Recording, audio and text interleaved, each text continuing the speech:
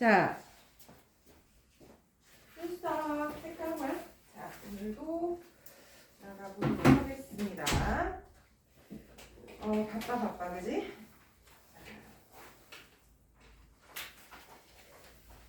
채원 먹고, 문태영, 네.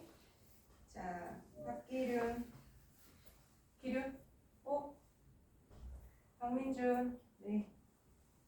자, 안예은, 유주엽, 자, 이수빈, 네. 자, 이지연 오늘 업됐고, 이찬호, 네. 자, 임정원, 후메나, 정주윤, 네. 정주윤, 네. 기반이 안 왔어. 박기륜, 우리 없은 거? 안예은, 임정원, 홀, 김송재, 이 새끼. 자, 그러면 어서 오세요. 아픈 게 아니었군. 자, 수고. 빨리 앉고.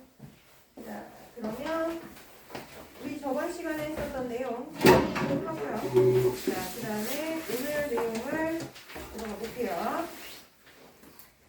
자, 우리 저번 시간에 양자 배웠어요, 양자. 그죠? 더럽게 어려운.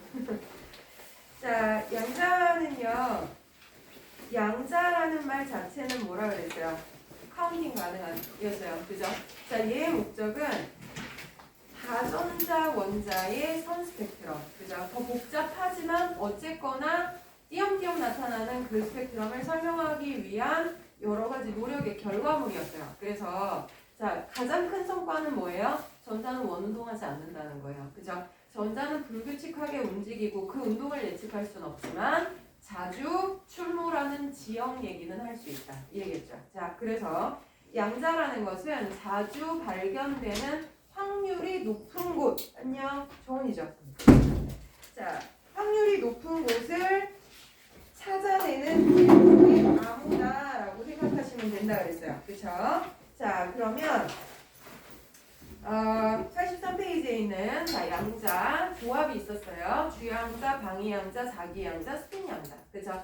그들의 기호가 있었고요. 그 다음에 허용되는 숫자. 얘가 뭐뭐를 가질 수 있어요. 그래서 n값 주양자는 자연수였어요. 1, 2, 3, 4. 결국은 원자 핵에서 전자까지 거리라서 이거는 보어가 얘기했던 전자 껍질과 거의 일치하는 거리다 이렇게 보시면 된다 그랬죠. 자, 그 다음에 방위양자는 전자가 여러 개면 전자들끼리의 반발 때문에 좀 더 복잡한 스펙트럼이 나온다 그랬죠. 자, 그게 무엇을 의미한다? 오비탈의 모양을 의미한다. 그쵸? 자, 그래서 전자 하나일 때는 원자핵에서 가까이 있어 멀리 있어만 차이가 나고 만약 거리가 1이다 그러면 모든 방향으로 발견되는 확률은 똑같아요. 왜냐하면 인력이 동일하니까. 그치? 자, 그런데 전자가 2개 이상 되면 거리가 같다 할지라도 옆에 있는 전자가 몇 개야. 이에 따라서 갈 수 있는 영역과 못 가는 영역이 정해져 있다라는 거죠. 자, 여기 방위양자의 의미였고요. 자, 스핀양자 수는 오비탈의 방향이었어요. 그래서 자, 구형인 오비탈의 경우에는 9는 자, 거리가 같으면 모든 방향으로 다 똑같은 확률을 가지지만 자, p오비탈이나 d오비탈 같은 경우에는 9가 아니고 자, 어느 방향이냐에 따라서 전자가 있을 수 있는 위치가 달라진다 이렇게 됐어요. 그렇죠? 자, 그래서 s오비탈은 한 방향, p오비탈은 3방향, d오비탈은 5방향 이렇게 얘기했습니다. 스핀 양자 수는 다른 양자랑은 관계없이 독립적인데 자, 얘의 의미는 뭐였어? 전자의 회전 방향이었어요. 그래서 전자 둘이서 한 오비탈에 공존하려면 서로 반대 방향 회전을 한다. 그래서 그 숫자가 선생님 2분의 1이 무슨 뜻이야? 가 아니라 9가 반대야 라는 걸 눈여겨보시라 그랬어요. 그쵸? 그래서 서로 반대 방향 회전을 한다 였습니다. 자, 근데 사실 여러분들이 문제를 풀어보셨으면 아시겠지만 자, 우리 다음 주에 월요일 수요일은요 질의응답 첨삭 시간을 가질 겁니다. 자, 그거는 원래 휴가 가려고 했는데 여러분들이 너무 힘들어 하시니까 자, 요 책에 대한 질문을 조교가 와서 다 하나하나 잡아줄 거예요. 그러니까 하나씩 선생님 손 들고 저요 이게 아니라 그냥 여기에서 푸는 거 이거 모르는데 이거 어떻게 풀어요? 하는 거 이렇게 친절하게 설명해 드릴 수 있는 시간을 드릴 테니까 월요일 수요일에 오셔서 앞에 못 푼 거, 질문 못한 거 풀 수 있는 시간 드릴 테니까 일주일간 열심히 메이크업을 하자고요. 자, 그래서 근데 문제를 어쨌든 다음 주엔 다 메꿔놔야 돼, 그지? 자, 근데 문제를 풀어보신 분들은 아시겠지만 양자가 내용은 되게 복잡했는데요. 문제 자체는 되게 심플해요, 그쵸? 자, 무엇을 내냐면, 야, 이 전자가 어떤 원자 A에 전자 배치를 했다. 그런데 이거가 바닥 상태냐, 들뜬 상태냐, 내지는 이거 가능한 배치냐, 불가능한 배치냐, 뭐 이런 거 물어보거든요, 그죠? 자, 그러니까 선생님 뭐 되게 많이 열심히 배운 것 같은데 내용은 별게 없는데? 이런 느낌이에요. 왜냐면 얘는 여기에서 조금만 더 깊게 들어가면 당신들이 대답할 수 없는 영역이 나와. 그러니까 거기까지 신경 안 써도 된다는 얘기예요. 자, 그러면 87페이지. 그래서 전자가 어디에 있을 확률이 높니? 라고 했을 때 자, 바닥 상태를 기준으로 한다 그랬어요. 왜냐하면 우리가 바닥 상태가 아닌 전자들은 예측하기가 어려워요. 왜냐하면 에너지를 흡수하면 전자가 어디 있을 확률이 높니? 그러면 그건 예측하기 어려워. 그렇죠? 왜냐하면 에너지 얼마나 흡수하느냐에 따라서 얼마든지 자유롭게 움직일 수 있거든요. 그러니까 우리는 바닥 상태냐 아니면 에너지를 흡수해서 우리가 예측할 수 없는 영역으로 간다 인 거냐, 이것만 판별할 수 있으면 된다 했어요. 자, 그래서 세 가지 전자 배치 원리, 이게 사실 제일 중요해, 그죠? 자, 에너지가 낮은 오비탈부터 채운다. 왜? 바닥이니까, 그쵸? 자, 그래서 이 순서는 외우시라고 했어요. 1s, 2s, 2p, 3s, 3p, 4s 채우고 그 다음에 3d에 들어간다. 그래서 제가 신데렐라 호박마차 얘기 드렸죠. 20번까지만 288 공식이 성립하는 이유가 이것 때문이다 라고 했었어요. 자, 그 다음에 두 번째는 파울리의 메타 원리. 한 오비탈에 전자가 최대 2개 들어가고 그 전자는 반드시 반대 방향 회전을 해야 된다. 자, 이 파울리 메타 원리는요, 절대 위배할 수 없는 법칙이에요. 이걸 위배했다. 그런 애는 세상에 존재하지 않아. 인 거예요. 그죠? 자, 그러니까 싸움의 원리를 위배했어요. 무슨 상태일까요? 그냥 들뜬 상태예요. 에너지 흡수한 거예요. 자, 그런데 파울리 메타 원리를 위배했어요. 얘는 무슨 상태일까요? 네가 잘못 생각했어. 이거예요. 이런 애는 없어. 인 거죠. 자, 세 번째 훈티의 규칙이에요. 에너지가 동일하다면. 자, 에너지 동일한 게 누가 있었냐면 1s와 2s는 에너지가 달라. 2s와 2p도 달라. 그러니까 어디부터 채워? 빈자리가 있으면 무조건 1s부터. 이거 다 찼어? 그럼 2s. 그 다음에 2p로 가는 거야. 이거는 뭐 홀전자가 몇 개냐 이딴 거 하지 않아. 그냥 자리에 있으면 낮은 것부터 채우는 거야. 자, 그런데 에너지가 똑같은 px, py, pz 요 관계는 그 얘들은 홀전자가 많은 배치가 안정적이다. 그러니까 자, 짝을 짓지 말고요. 룸메이트 만들지 말고 옆집에 다 가고 갈 데가 없을 때 짝을 짓는다. 이게 바닥이라는 거예요. 그런데 만약에 어떤 전자가요. 자, 여기에 두 개가 이렇게 배치되고 여기 비워놨어. 얘는 뭡니까? 틀렸어요. 이런 훈투의 규칙을 위배했으므로 들뜬 상태이다. 인 거예요. 에너지를 가한다면 저럴 수 있어. 인 거예요. 그렇죠? 자, 그러면 우리 풀어오신 거 채점 안 하신 분들 채점 부탁드리고요. 자, 89페이지는 제가 풀어드렸죠? 그죠? 자, 그러면 90페이지에서 자, 여러분들이 자료 1번은 조금 어려우셨을 거예요. 자, 이게 뭘 하라는 거야가 좀 힘들었을 겁니다. 자, 1번 볼까요? 자, B와 C에서 방출되는 에너지의 비를 구하라 라고 했었던. 자, 저거 어떻게 하면 됩니까? 일단 보어에서는요, 우리가 수소 원자의 선 스펙트럼을 설명하기 위해서 뭘 얘기했어요? 불연속적인 에너지 준위를 얘기했습니다. 전자 아무데나 있을 수 있는 게 아니라 첫 번째 껍질, 두 번째 껍질, 세 번째 껍질, 자, 이런 식으로 특별한 위치에만 있을 수 있어요. 그래서 걔 이름도 붙였잖아. K 껍질, L 껍질, M 껍질, 뭐 이렇게요. 자, 그런데 얘가 얼만큼 위치야? 라고 하는 건 중요하다 했어요. N제곱분의 마이너스 상수로 외워도 되고요. 나 숫자 못 외워요. 그러면 K 하셔도 돼요. 그죠? 자, 마이너스 1312kJ/몰이에요. 자, 그러면 B하고 C에서 방출되는 에너지 그랬어요. B가 뭔데? 3에서 2로 가는데 방출되는 에너지가 B예요. 자, C는요. 자, C 어디 가냐? 2에서 1로 가는데 방출되는 에너지가 C입니다. 그러면 에너지 B는 얼마나 방출될 거니? 그럼 얘들아, 여기와 여기는 에너지 얼마 방출할 수 있어? 그 차이만큼 방출하는 거잖아. 그럼 세 번째 에너지가 더 클 테니까 높은 에너지에서 낮은 에너지를 뺀 만큼인 거예요. 그럼 공식에다 그대로 대입하면 돼요. 3의 제곱분의 마이너스 k 빼기 2의 제곱분의 마이너스 k 그러면 9분의 마이너스 k 플러스 4분의 마이너스 k 이렇게 되나? 그쵸? 자 그럼 통분 36분의 아유야 자 마이너스는 플러스죠. 그죠? 자 36분의 9 빼기 36분의 4 그러면 36분의 5k요. 이렇게 돼주겠죠. 그치? 자 그러면 에너지 C는 어떻게 되는 거야? 2에서 1로 가. 그러면 에너지가 2의 제곱이 2의 제곱분의 마이너스 k 빼기 1의 제곱분의 마이너스 k 그쵸? 자 그러면 4분의 마이너스 k 더하기 1분의 k 그러면 4분의 3, 4분의 1 빼 4분의 3 k 그러면 야 에너지 B 대 에너지 C는 자 이거 비율이 어떻게 돼? 그대로 넣으면 되죠. 36분의 5k 대 4분의 3k 그죠? 그럼 여기다 9 곱하면 통분이 되네 그죠? 자 그럼 36분의 5k 대 자 36분의 27k 그 가장 간단한 정수비로 바꾸면 되잖아. 이거 지워버려. 그러면 5 대 27이요. 이거예요. 그죠? 숫자 더하기 빼기 많이 하는데 많이 했을 뿐이지 결과는 되게 심플해요. 그죠? 5 대 27이요. 이면 되죠. 자 그러면 이번에 파장 C와 파장은 배운 적이 없어요. 한 적 있어요. 자 방출되는 에너지와 파장은 무슨 관계? 에너지가 크다?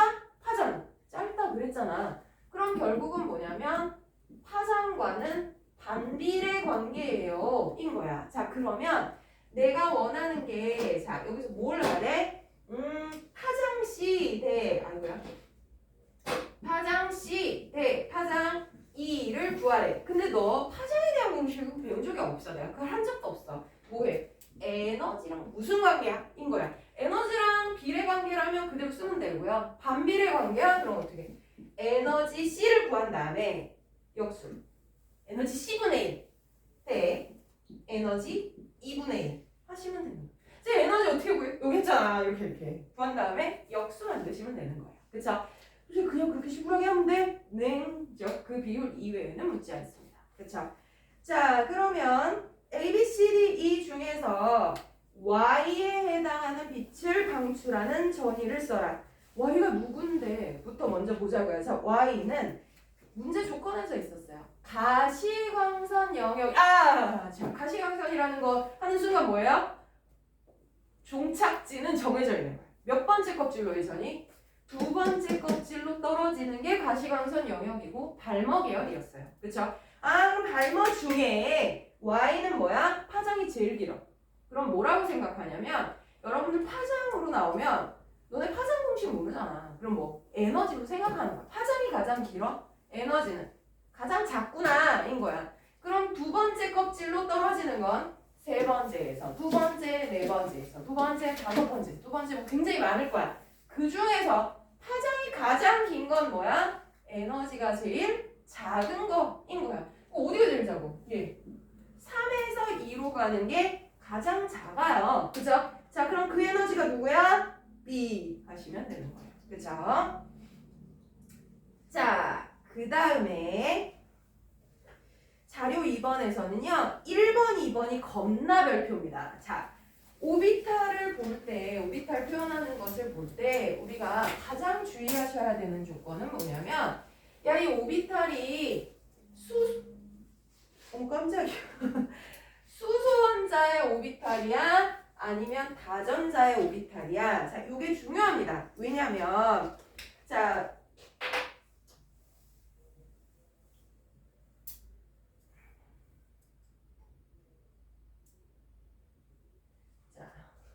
저희 딸이 또 영어학원 숙제를 겁나 누락했나 봅니다. 한 달치 누락하면 문자가 오더라고요. 문자 왔어요. 제발 숙제 좀 하게 해주세요. 왜 이런 거. 그래서 제가 요즘에 우리 선생님들이 저한테 맨날 물어요. 원장님 뭔 일 있어요? 왜? 너무 유해진 것 같아. 그래서 왜? 애들한테 관대해야 돼. 혼내지도 않고 그죠? 쪼지도 않고 그죠? 그래 잘했어. 그 정도 괜찮아. 그럴 수 있어. 왜 그러는 거야? 내가 그랬어? 어느 순간 깨달았어요. 내가 언제 그게 스위치가 켜졌는지. 저희 아들내미 딸내미가 초등학교를 들어가는 순간부터 관대해지기 시작했어요. 이거 우리 아들보다 낫구나. 숙제를 3일간 안 해왔어. 자, 근데 4일째 해놨어. 넌 최고야. 해왔잖아 일단. 이거 옛날에는 정말 숙제 안 해오면 0.1만 안 해와도 여기서 뭐 집어 던졌거든. 이 새끼가 이씨 공부할 생각 있어 없어 이랬는데 지금은 사랑합니다. 여러분들을. 아 미쳐버리네 진짜. 자 양자에서는요. 자 오비탈에서는 수소 원자랑 다전자랑 뭐가 달라요? 자 수소는요 전자가 하나예요. 그러니까 1s, 2s 그 다음에 여기 있는 애는 p오비탈이죠. 자 이렇게 오비탈의 확률이 있다 할지라도 어쨌거나 전자가 하나니까 여기 있거나 아니면 여기 있고 만약에 전자 여기 있잖아요. 그게 여기 비어있는 거예요. 그렇죠? 자 그렇다 보니까 전자들이 지들끼리 반발력 야 저 비켜봐 이게 수소는 없는 거야. 왜 지 혼자인데 뭐 그쵸? 자 그렇기 때문에 가, 나, 다, 라를 쓸 때 자 오비탈을 표기해봐. 그러면 여기는 1s겠죠? 구형인데 주양자가 1 또는 2라 그랬으니까 특이하 더 작은 거 1s. 자 얘는 2s겠고요. 자 여기가 무슨 축이야? x축 여기 y축인가 봐. 그럼 2px 2py 자 이렇게 되었을 때 수소는 1s보다는 2s가 에너지가 높은 게 맞죠? 그쵸? 자 그러나 똑같은 주양자라면 s 오비탈이건 p 오비탈이건 에너지 똑같아 인 거야. 자 그런데 다전자 전자가 2개 이상인 헬륨 이상이다. 그러면 1s보다 2s가 높은 건 당연하고요. 자 똑같은 주양자여도 s오비탈보다는 p오비탈이 더 에너지가 높아요. 그죠? 그러나 px와 py 자 이렇게 방향이 다른 건 에너지가 똑같겠죠. 그죠?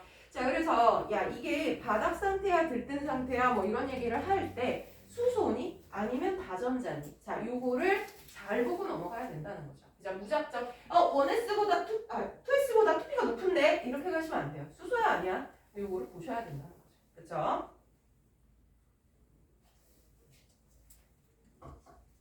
자 그러면 나머지는 또 잘 하셨을 거고 91페이지에 자료 4번을 한번 보시면 자 2, 3주기 바닥 상태의 원자 A, B, C, D에 대한 자료이다. 선생님 이게 도대체 뭐라는 건지 모르겠어요. 나도 이걸 왜 하는지 잘 모르겠는데 당신들이 전자배치를 잘 할 수 있는지를 확인하는 거예요. 2, 3주기 원자라고 했으니까 2주기 리튬, 베릴륨, 붕소, 탄소, 질소, 산소, 플로린, 네온 써놓고요. 제가 얘가 얘기하는 걸 봅시다. 자, 바닥 상태의 원자에 대해서 전자가 들어있는 s오비탈의 숫자 분해. 자, 전자가 들어있는 p오비탈의 숫자 이렇게 돼. 그리고 홀전자는 이거야. 자, 근데 나는 어떤 원소예요? 숨바꼭질하는 거죠. 그쵸? 자, 그러면 선생님 이게 무슨 패턴이 있나요? 없어요. 그냥 네가 전자 배치해서 이 조건에 맞는 애를 찾아봐 이 얘기거든요. 그럼 해야 돼요 전자 배치. 자, 갑시다. 3번. 자, 바닥 상태 전자 배치 어떻게 가요? 1s에 2개, 2s에 하나 이렇게 됩니다. 그러면 첫 번째 조건인 전자가 들어있는 s오비탈의 숫자. 자, 전자수 아니에요. 1s, 2s 두 개의 s오비탈에 전자가 들어가요. 그쵸? 근데 p오비탈에 들어간 숫자 있어요? 없어요? 없습니다. 0이에요. p오비탈 자체가 지금 없잖아요. 그쵸? 자 그럼 똑같이 4번 베릴륨은 1s에 2개, 2s에 2개. 그러면 s오비탈의 숫자는 2개고요. p오비탈은 여전히 없네요. 그쵸? 자 얘는 1s2, 2s2, 2p1입니다. 그러면 s오비탈은 2개, p오비탈은 하나겠네요. 그쵸? 자, 얘는요. 1s2, 2s2, 2p2인데요. 자, p오비탈 들어갈 때 어떻게 들어간다 그랬어요? 따로따로 들어가고 나중에 짝을 지은다 그랬죠? 그러면 이 2개가 결국 3개 중에 2개에 들어가는 거예요. 그쵸? 자, 그러면 S오비탈 숫자는 2개고요. 자, P오비탈 숫자도 2개가 돼요. 아, 너 1이구나. 그죠? 자, 그 다음 얘는요. 1s2, 2s2, 2p, 3. 그러면 홀전자의 숫자가 3개입니다. 자, 그럼 이거는 S오비탈의 숫자는 2개. 자, 오비탈의 숫자랑 전자의 숫자를 헷갈리시면 안 돼요. 자, 무슨 얘기냐면 자, 이거 1s오비탈의 전자 2개, 2s오비탈의 전자 2개, 2p오비탈의 전자 하나씩 들어가 있지만 얘가 얘기한 건 뭐라 그랬냐면 전자가 들어가 있는 s오비탈의 숫자 그랬어요. s오비탈 여기 있는데 전자 들어있어? 응. 그 종류가 몇 개야? 하나? 2개요. 전자가 꽉 차 있는 거랑 이렇게 하나씩 있는 거는 상관없나요? 얘가 그런 얘기는 안 했어요. 그죠? 그러면 여전히 s오비탈은 2개. 분해. p오비탈 몇 개? 3개다. 자, 그럼 이때부터 봐봐. 1s에 2, 2s에 2, 2p에 4. 그러면 어떻게 돼요? 자, 3개의 오비탈에 하나, 둘, 셋. 그 다음 어떻게 돼요? 짝을 짓죠. 그죠? 그럼 오비탈의 숫자가 늘어요. 그대로예요. 그대로죠. 자, s오비탈 2개. 그 다음 p오비탈은 여기는 하나씩 채우고 여기는 짝을 지었을 뿐이지 어쨌거나 오비탈의 숫자가 늘진 않았어요. 그럼 3. 얘 할 필요도 없죠. 2분의 3. 2분의 3. 맞냐? 그지? 그러면 이게 s오비탈분의 p오비탈의 숫자를 얘기하는 거고요. 자, 홀전자 수 갈까요? 혼자 있는 전자 몇 개? 하나. 자, s오비탈에 2개 채우면 짝을 지었으니까 홀전자는 없어요. p오비탈에 하나, 홀전자 하나. 자, p오비탈에 2개 따로따로 들어갔어. 2개. 자, 홀전자 여기 하나, 둘, 셋. 너 홀전자 3개구나. 자, 여기 홀전자 어떻게 돼요? 하나 더 있는데 하나, 둘, 셋 채우고 짝을 지었으니까 홀전자가 되래 줄어들어요. 해보시면 이렇게 됩니다. 그쵸?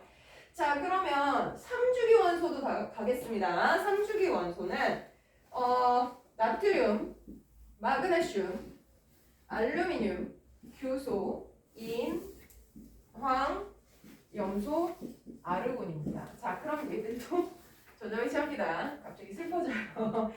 자, 1s에 2개, 2s에 2개, 2p오비탈에 6, 3s에 하나. 선생님 이거 다 외우나요? 네, 하다 보면 결국 외워져요. 자, 그래서 요 에너지 순서는 외우시기로 하셨잖아요. 그쵸? 자, 그럼 s오비탈 숫자 몇 개예요? 3개네. 그죠? p오비탈은 여기에 둘둘둘 채워진 거 3개. 그쵸? 홀전자는 몇 개예요? 하나. 그죠? 자, 얘는요.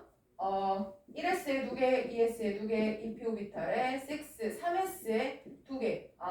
그럼 오비탈 숫자 s는 3개, p도 3개. 똑같아. 그쵸? 얘네들 1이야.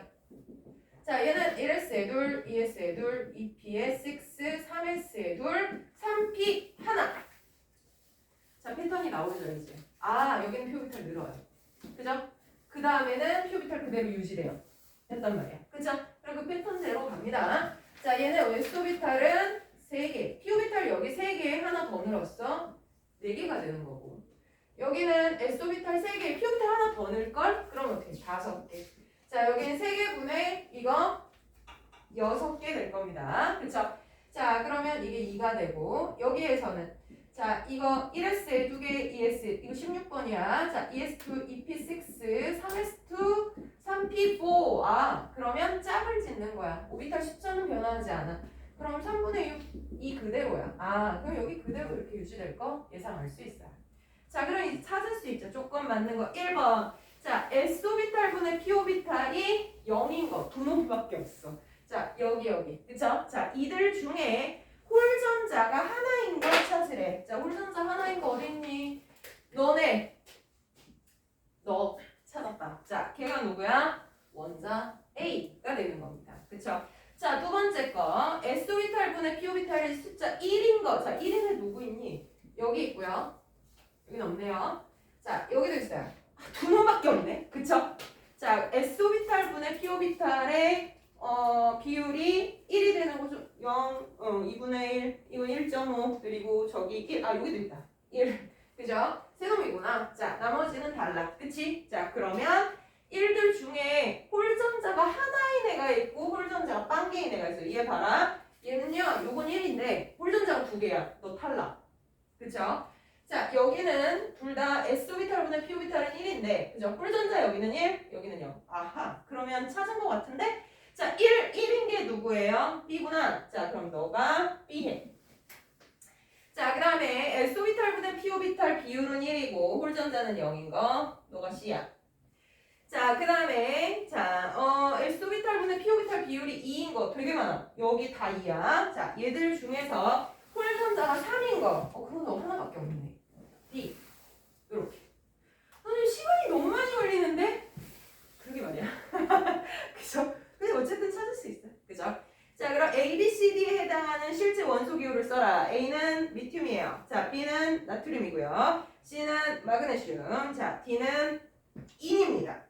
원장 번호 못 외우면 어떡하나요? 그럼 화학하면 안 돼. 20번까지는 반드시 알게 하고 계셔야 돼요. 그쵸? 자, 그다음 A, B, C, D에 들어있는 자 전자의 방위양자 뭐래? 전자의 방위양자 수의 합을 쓰라. 아, 방위양자? 자, 전자가 들어있는 방위양자요. 자, L값 얘기하는 거예요. 이거 얼마야? 0. 얘도 0. 그쵸? 여기 0, 0, 0. 그쵸? 자, P오비탈에 들어있는 방위양자는 얼마야? 1이에요. 그쵸? 자, 그러면 1자리가 몇 개 있어요? 요거 조심하셔야 돼요. PX, PY, P 세트 3개란 말이야. 그치? 그럼 1, 1, 1이요. 이거야. 그냥 1 한 개 이러시면 안 돼요. 왜냐면 P오비탈, EP6라는 건 EPX의 2, EPY의 2, EPZ의 2 이렇게 될 겁니다. 그쵸? 아, 그럼 얘도 방위양자 1, 얘도 방위양자 1, 얘도 방위양자 1 이렇게 돼요. 그쵸? 자, 그럼 A의 방위양자 총합은 얼마야? 0야. 자, B의 방위양자 총합은 얼마야? 0 더하기 0 더하기 1 더하기 1 더하기 1, 3. 그쵸? 자, 그럼 얘도 마찬가지. 여긴 0이야. 근데 P오비탈은 1, 3이야. 그죠? 자, 그럼 여기요. 얘는 1s에 2개, 2s에 2개, 2p오비탈에 6, 3s에 2, 3p6다. 아, 3p3인데, 어이씨. 3p3. 이러면 S오비탈은 방위양자 다 0이니까 제끼고요. 자, 여기에 P오비탈 3개, 여기에 P오비탈 3개. 그죠? 방위양자 각각 1씩이에요. 그죠? 그러면 1, 1, 1, 얘도 1, 1, 1 다 더하면 6 가시면 되는 겁니다. 그죠? 자, 그러면 A는 0이요. 자, B 얼마예요? 아, 모든 전자구나. 죄송합니다. 자, 오비탈이 아니라 전자예요. 여기 전자 2개씩 들어있잖아요. 그죠? 1자리 2개. 여기도 2개. 여기도 2개. 아, 그럼 너는 6이네요, 6. 자, 너도 6이에요. 자, 그러면 여기는요. 1자리에 6개 있고요. 그 다음 3P에는 3개가 있어요. 뭐하네? 그럼 1자리 하나, 둘, 셋, 넷, 다섯, 일곱, 여덟, 아홉 9가 되주는 거야. 그렇지? 자, 모든 오비탈해가 아니라 모든 전자의 방위양자 수 그랬으니까 이래 하시면 되겠다. 그렇죠? 되겠습니까? 자, 요거이가 이제 일반적인 패턴의 푸는 아이들입니다. 자, 그래서 92페이지에 문제 푸신 것 중에요. 여러분들이 아 이거 어떻게 푸는 건지 내가 몰라서 이게 못 건드린 게 분명 있을 거예요. 자, 근데 자료 제가 풀어드리면서 아 이거 이렇게 하는 거구나. 자, 알게 된 게 좀 있으실 거라. 자, 저 지우는 동안 문제 한번 확인해 주세요. 질문 받을 겁니다.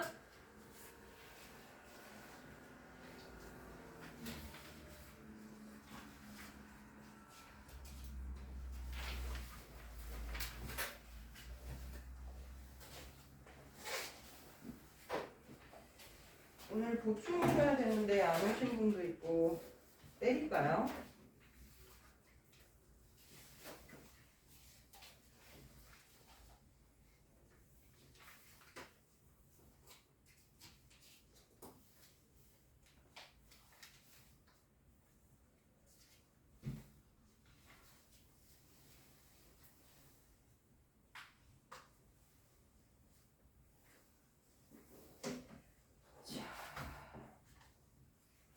확인 한 번만 더 할게요.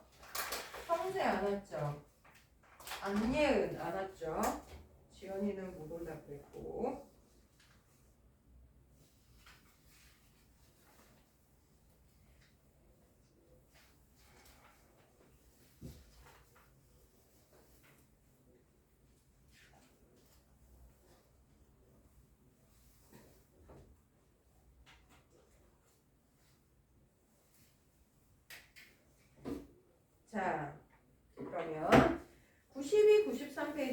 7에서 10번까지 중에 자 이거 좀 풀었으면 좋겠다 하는 문제 있으면 한번 질문 받을게요. 번호로 합시다. 몇 번? 마음의 준비가 좀 필요한가요? 자 그러면 뒤쪽 11에서 19까지 중에 질문 아직은? 자 96페이지 20에서 23번까지 질문. 자, 채 덜 풀어서 질문 못 하시는 거는 다음 주에 월수 다 기회 있으니까 꼭 푸셔가지고 질문하셔야 돼요. 그렇죠? 출석하세요. 그래서 만약에 집에서 풀어온 게 부족하면 여기서 풀면서 질문해 주세요. 그러니까 제발 풀려고 제가 이거 오세요 라고 말씀드리는 거예요. 알겠죠? 자, 그러면 97페이지에 1, 2, 3, 4번 중에 했으면 좋겠다는 거 있나요? 4번. 4번. 자, 한번 봅시다. 4번은 다음은요. 원자 X에 가능한 전자 배치 가나다에 대한 자료이다. 자, 가능한 전자 배치. 이 말의 뉘앙스를 아셔야 돼요. 자, 우리 그동안은 무슨 얘기를 했냐면 X의 바닥 상태 전자 배치이다. 이런 말을 훨씬 더 많이 들었어요. 그런데 가능한 이라는 말은 무슨 뜻이야? 바닥도 되고 들뜬 상태도 가능하다는 얘기예요. 그쵸? 뭐 여러 개가 있나? 아, 들뜬 상태 얘기하는 거야. 자, 그런데 그럼 불가능한은 뭐지? 우리 불가능한 배치는 딱 하나 있어요. 뭐 파울리 베타울리를 위배하잖아? 그러면 걔는 불가능한 배치예요. 그러면은 거꾸로 얘기하면 파울리의 베타울리를 위배하지 않는 한 어느 것도 가능은 해. 하지만 그들 중에 바닥 상태니? 라고 물으려면 전자배치 원리 3개 다 만족하면 되고 그걸 하나라도 만족 못한다. 그럼 뭐야? 너는 들뜬 상태구나. 이렇게 보는 거예요. 그죠? 자, 그러면 X라는 애는요.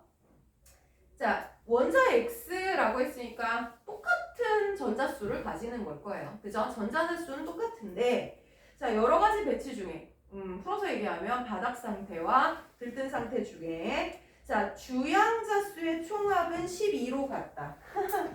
주양자수의 총합? 그게 무슨 뜻이지? 자, 밑에서부터 한번 생각해보자. 1s, 2s, 2px, 2py, 2pz. 만약에 내가 에너지 순서대로 쓴다면 3s, 3px, 3py, 3pz. 자, 이렇게 됐대요.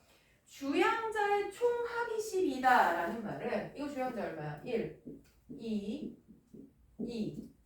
자, 여기까지 나눠면 얼마야? 8. 맞죠? 2, 4, 8, 9. 자, 여기까지 하면 10이에요. 그쵸? 아, 선생님 근데 이쪽하고 어떻게 조합 잘해가지고 12를 만드는 것도 되진 않나? 될 거야. 그죠? 자, 근데 바닥 상태 전자 배치를 했다고 가정하면 밑에서부터 이거 싹 채워서 여기까지 올라오면 8, 3, 1, 요거구나. 그죠? 왜냐면 바닥이 제일 찾기 쉽다 그랬으니까. 그죠? 그러면 여기까지가 양자수 총합이 12란다. 자, 그런데 전자들의 방위 양자수의 총합은 가나다가 가가 제일 크고요. 자, 나와 다가 작은 값을 가진대요. 그런 거는 조합이 많을 것 같은데. 자, 나의 전자들의 자기 양자수 총합은 0이다. 자, 홀전자수는 가와 나가 같다. 이랬습니다. 자, 그러면 일단 원자 X라는 애가 뭐 하는 애인지를 찾아야 돼요. 그쵸? 자, 그래서 얘가 가, 나, 다 배치를 가지는데 여러 가지 배치를 할 수 있는데 그 중에 하나는 바닥 상태라 그랬으니까 제일 찾기 쉬운 바닥 상태부터 먼저 찾아보자고요. 자, 그러면 원자 X의 얘네들 얘기해 봅시다. 1S에 2개, 2S에 2개, 2p 오비탈에 X, Y, Z에 2p, Y, 2p, Z. 자, 이거에 얼마나 전자가 들어갈까요? 하는 거는 자, 우리 여기에 주양자수의 모든 전자들의 주양자수의 합이 12라 그랬거든요. 전자들의 주양자야. 이거를 잘 생각해야 돼. 그럼 봐라. 여기 주양자 1자리지. 거기에 전자 몇 개 있니? 2개 있어요. 그럼 여기 1이 아니고 2가 되는 거야. 맞지?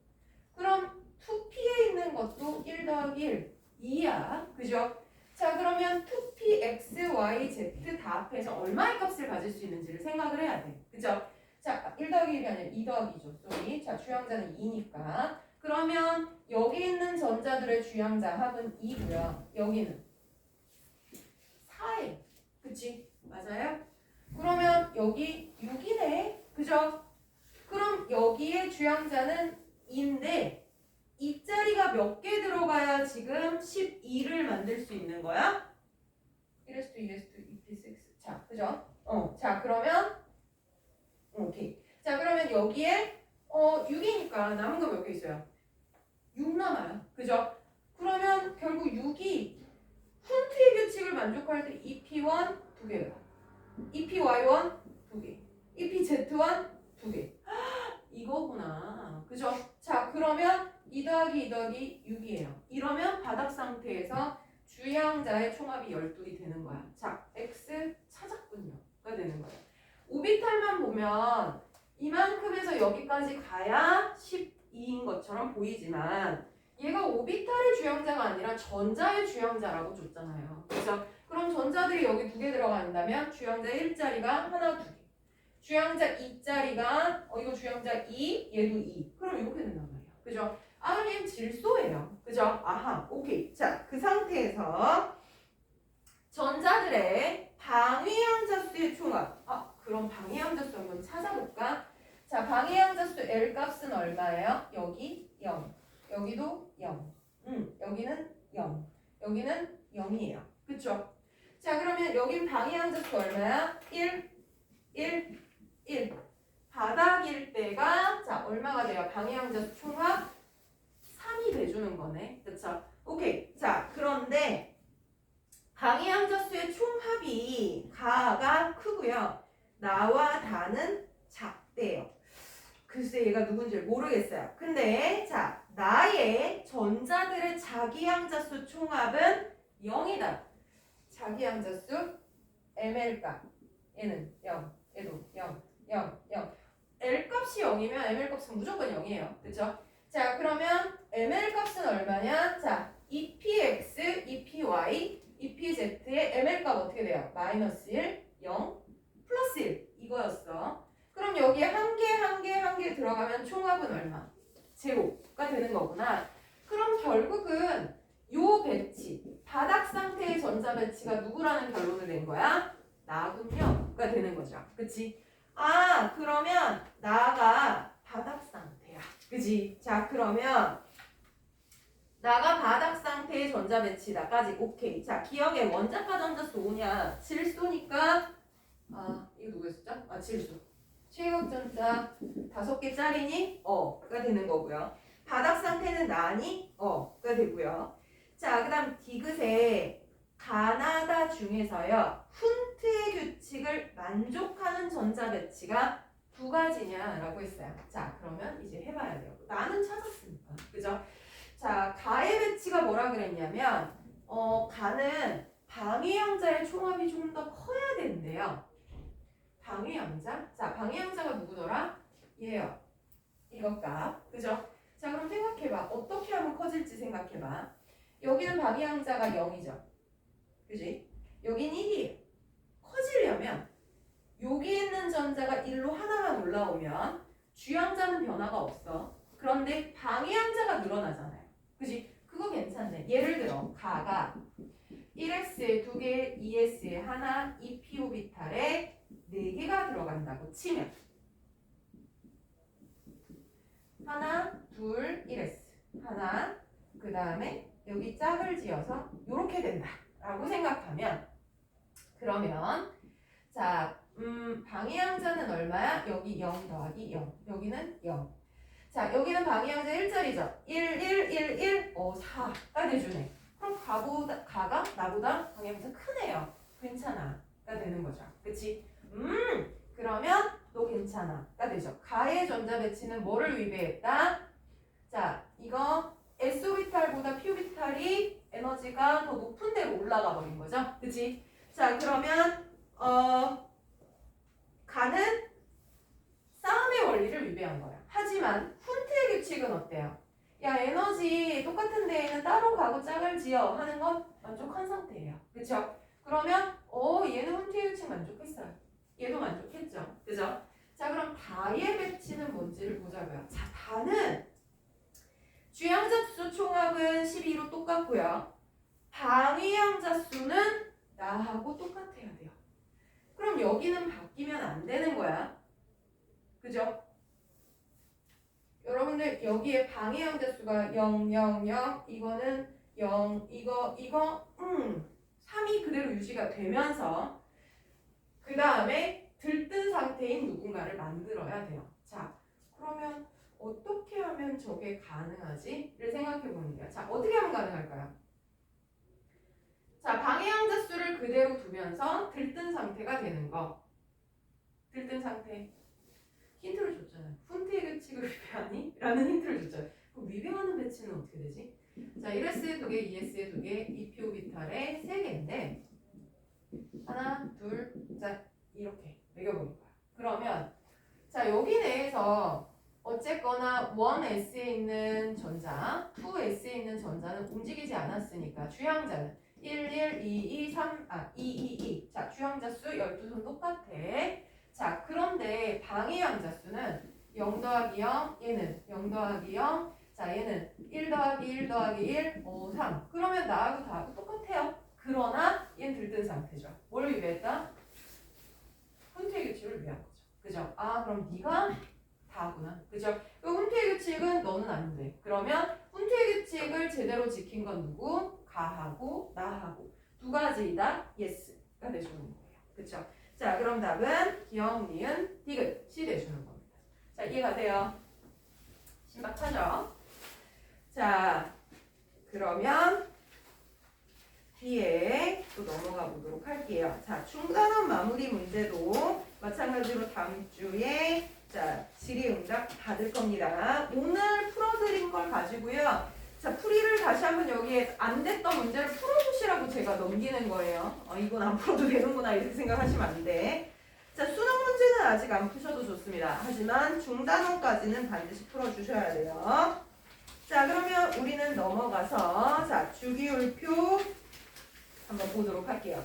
저번 시간 주기율표 설명을 해드렸어요. 그죠? 자, 주기율의 발전 과정. 그래서 데베라이너의 세쌍 원소설. 되게 신기했죠? 자, ABC 원소가 있을 때 B 원소의 어떤 특징은 A 원소 특징과 C 원소 특징의 평균값과 같다. 족의 의미였어요. 같은 족 원소들은 그렇다더라. 자, 그 다음 뉴런지 옥타브설은요. 원소를 질량순으로 쫙 나열했을 때 1, 2, 3, 4, 5, 6, 7까지 다른 성질을 가지지만 8번째 원소는 첫 번째 원소와 공통점이 일부 있더라. 그러니까 뭔가 주기적으로 반복된다는 성질을 알게 된 거죠. 주기의 의미예요. 자, 멘델레예프의 주기율표는요. 최초의 주기율표입니다. 그래서 요거는 지금의 족과 주기의 의미를 처음으로 부여하는 데고요. 근데 사실 멘델레예프가 그때 당시에 이거의 의미를 알진 못했어요. 근데 나중에 밝히고 나니까 가로줄은 전자 껍질의 숫자, 세로줄은 원자과 전자수의 숫자랑 일치하더라 라는 거예요. 자, 그런데 이후에 모질리에 의해서 조금 수정이 됐죠. 자, 원자를 배열하는 순서가 멘델레이프는 질량 순서대로 배열을 했거든요. 그랬더니 원자 번호가 커지는, 그러니까 무거운 원소들은 잘 안 맞는 현상이 일어났어요. 자, 그래서 모질리가 이거를 양성자 숫자, 원자 번호 순으로 했더니 좀 더 잘 맞더라라는 것을 발견하게 됐단 말이에요. 그렇죠? 자, 그러니까 현대에 사용하고 있는 주기율표는 모질리 거다. 자, 그래서 115페이지에 보시면은 장주기형 주기율표가 나왔어요. 자, 그래서 이제 20번을 넘는 원소들에 대해서도 쭉 써놓으면 자, 3족에서 12족까지 자, 얘들을 왜 따로 뗐는지 저번에 말씀드렸죠. 족이 바뀌어도 원자과 전자가 변화를 안 해요. 그렇다 보니까 얘는 우리가 알고 있는 1족은 1 플러스로 변해요. 2족을 2 플러스로 변해요. 자, 이거가 1족, 2족은 성립하는데 3족은 체외각의 전자가 3개가 아니란 말이야. 자, 디오비탈의 전자가 들어감으로써 족이 계속 바뀌는데도 원자과 전자는 4S 먼저 들어간 거에 그냥 고정적으로 돼 있단 말이야. 그래서 얘가 몇 쪽이든 간에 E+로 변하는 게 훨씬 더 안정적이에요. 그래서 패턴이 안 변하는 이런 원소들을 우리가 전이원소라고 부르고 주기적인 패턴이 안 나타나기 때문에 그건 좀 더 큰 다음에 배우자 이 얘기를 했었어요. 그쵸? 자, 넘어가시면 116페이지에 주기적 성질이 나타나는 까닭. 주기적 성질이라는 거 되게 심플해요. 1족은 1+로 변해요. 2족은 2+로 변해요. 그게 왜 그래요? 하는 거예요. 최외각에 있는 전자가 반복되니까요. 였어요. 그쵸? 자, 그래서 요거는 하나 메모를 합시다. 이제 구별을 할게요. 자, 여러분들 그동안 제가 최외각전자라는 말과 원작가전자라는 말을 거의 혼용해서 썼습니다. 자, 이거는 가장 바깥 껍질에 존재하는 전자입니다. 자, 조개 1의 자리랑 일치하죠. 그죠? 나트륨은 최각전자 1. 그쵸? 자, 헬륨이 좀 어렵기는 해요. 헬륨은 전자 2개라서 최각전자 2개. 네온은 뭐 8개. 이런 식으로 되어 있는. 그쵸? 자, 그런데 원작가 전자는요. 화학 결합에 참여할 수 있는 전자예요. 자, 우리 화학결합에 대해서 잠깐 언급은 했어요. 첫날에. 화학결합 왜 한다? 오택 규칙을 만족하기 위해서 있는 전자 자리를 다 채우는 게 안정적이다 그랬어요. 자, 그러면 나트륨의 경우에는 최외각에 하나가 있으니까 그 하나가 나가든가 아니면 어쨌든 걔가 관여를 해서 화학결합을 하잖아. 그러니까 얘는 최외각 전자도 하나, 원작가 전자도 하나 똑같아요. 이족 원소는 최외각 전자 2개, 원작가 전자 2개. 그래서 보통 최외각 전자랑 원작가 전자는 동일합니다. 그런데 어디가 다르냐면 18조. 얘 화학결합 안 해. 안 하거든. 그러니까 최외각 전자는 2개지만 화학결합 안 하니까 화학결합 참여하는 전자는 없어요가 되는 거예요. 자, 그래서 거기에 그래프에 나타나 준 것은 리튬은 1, 베릴륨은 2, 음소는 3 가다가 네온은 빵이야. 그럼 이거 원작가 전자 얘기하는 거야? 최외각 전자 얘기하는 거야? 그러면 원작가 전자겠네?가 되는 거죠. 그쵸? 그러니까 조금 디테일하게 얘기하면 완전히 같진 않은 거야. 그 둘이. 그쵸? 자, 그래서 이걸 가지고 자 원소들을 공통적인 성질을 가진 애들을 묶어보면 자, 금속 원소 그럼 뭐예요? 20번 이내 원소들 중에서는 뉴온 붙은 애들이 대체로 얘네들인데 상온에서 고체 상태인 경우가 많고요. 물론 수온은 액체예요. 하지만 대부분은 고체고 전기 전도성, 열 전도성이 좋고 양이온으로 잘 변하는 원소들. 자, 그리고 주로 산소랑 결합한 물질의 경우 금속과 산소가 결합하면 물에 녹았을 때 염기성을 띠는 애들입니다. 자, 비금속은 거꾸로 오른쪽 위에 주로 배치하는 원소들이고요. 그 밑에 있는 것 중에서는 초록색이네요. 자, 이런 원소들은 상온에서 고체나 기체가 대부분이고요. 브로민만 액체예요. 자, 열전도 전기전도성 없고요. 주로 음이온으로 잘 변하는 원소들이고 자, 이 비금속이랑 산소랑 결합한 물질들은 물에 녹으면 대체로 산성들이에요. 자, 이런 애들을 비금속 이렇게 부른다. 자, 근데 이 금속과 비금속 나누는 위치에서 깍두기인 애가 수소예요. 수소는 왼쪽에 있지만 비금속이야. 그러니까 얘는 연구가 진짜 많이 되고 있습니다. 그래서 급기야는 목성에서는요. 목성의 대부분의 원소가 수소랑 헬륨이거든요. 근데 압력이 겁나 높아요. 근데 추정컨대 지금 목성의 중심부, 그래서 압력이 되게 높은 데에서는 수소가 마치 금속처럼 행동하는 현상이 관찰되고 있대요.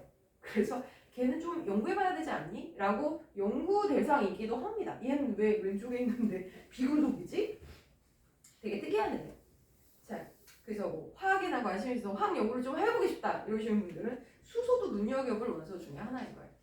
자, 준금속, 세미메탈은요. 자, 금속과 비금속의 경계 정도고요. 전기 전도성이 중간이에요. 그래서 조건이 맞으면 전기 통하고요. 조건 안 맞으면 안 통하고. 그러니까 반도체의 원료겠죠. 규소나 점원유, 비소 등이 여기에 해당합니다. 자, 그러면 쉬는 시간 드릴 테니까 나는 쉴 거야. 너는 문제 풀어. 자, 117페이지 1번에서 4번까지 문제를 한번 풀어주시고 자, 우리는 주기적 성질로 넘어가도록 하겠습니다.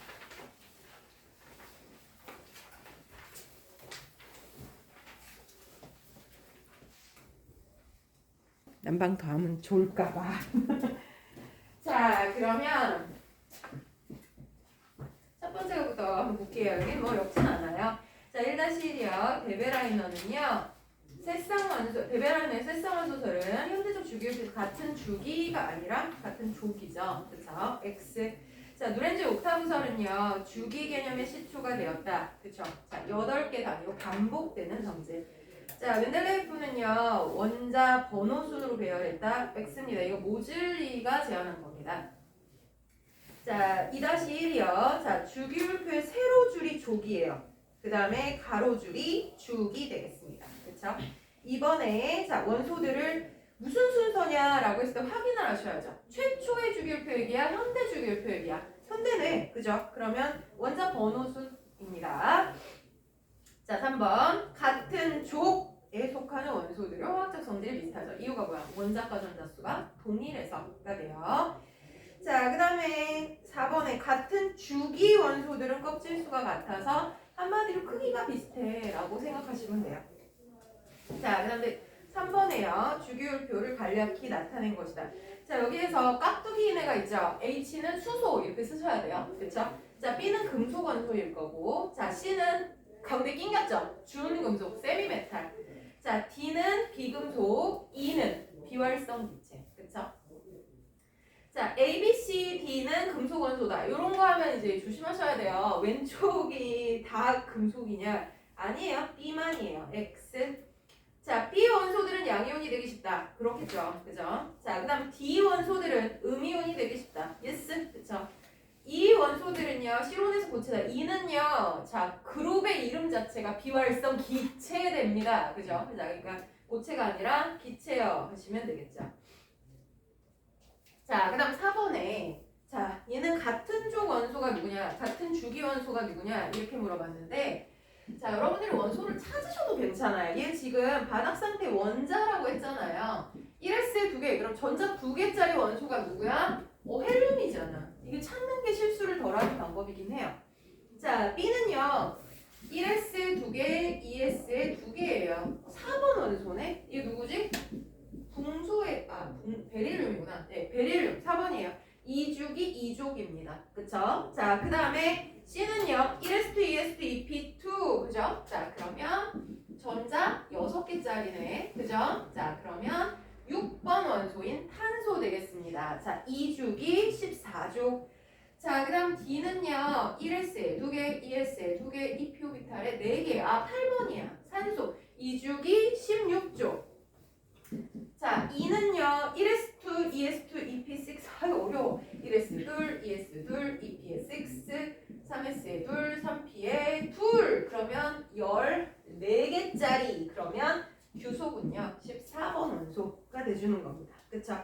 자, 그러면 같은 주기인 것은 누구냐? 자, 얘는 1주기, 얘는 이만큼 2주기. 자, 얘는 3주기. 이렇게 되네요. 자, 그러면 같은 주기 원소는 B, C, D. 같은 족인 거. 자, 이때 조심하셔야 돼요. 자, 얘가 선생님 체외각의 전자 2개요. 이러시면 굉장히 곤란해집니다. 이거는 18족 원소예요. 그쵸? 헬륨 조심해야 돼요. 자, 2주기 2족, 그 다음 2주기 14족, 2주기 16족, 3주기 14족. 아, 그러면 E랑 C랑 같은 족이네. C하고 E요. 금속 원소를 골라라. 자, 이거야말로 원소기요. 써야 보이죠. 자, 헬륨 비금속이요. 베릴륨 너 금속이구나. 자, 탄소, 산소, 규소 다 비금속인 거예요. 그쵸? 자, 그러면 여기는 어렵지 않게 해결이 될 거예요. 가능하죠? 자, 그러면 넘어가 보도록 하겠습니다. 자, 우리는 124페이지로 갑니다. 자, 원소의 주기적 성질이에요. 자, 주기율표를 보면서 주기율표는 원자과 전자수를 통해서 원소들의 반복되는 주기적인 성질을 예측할 수 있다. 얘기를 했는데 그 주기적인 성질의 가장 대표적인 걸 제가 뭐라 하겠어요?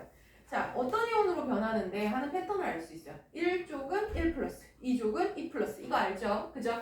자, 근데 그거 말고도 패턴이 있는 게 또 있어요. 자, 그러면 우리가 그런 패턴을 가지는 게 누가 있어요? 자, 눈으로 일단 보고 갑니다. 125페이지 제일 위에 칸에 제목 뭐 써 있어요? 원자 반지름, 이온 반지름.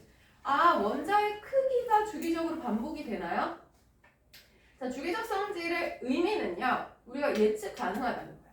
이게 뭐냐면 임의완소 누구가 주기율표 이쯤에 있어. 그럼 얘는 위에 있는 애보다 크니 작니? 뭐 이런 식의 크기 예측이 가능하다는 거야. 그쵸? 자, 한 장 넘어가시면 126페이지 이온 반지름. 이게 이온이 뭐더라? 원자에서요, 전자가 나가거나 들어오면서 어쨌거나 전하를 띠게 되면 그런 애들이 크기가 커지니 작아지니 이것도 또 우리가 예상이 가능하고요. 한 장 더 넘어가시면 128페이지 이온화 에너지라는 애가 나와요.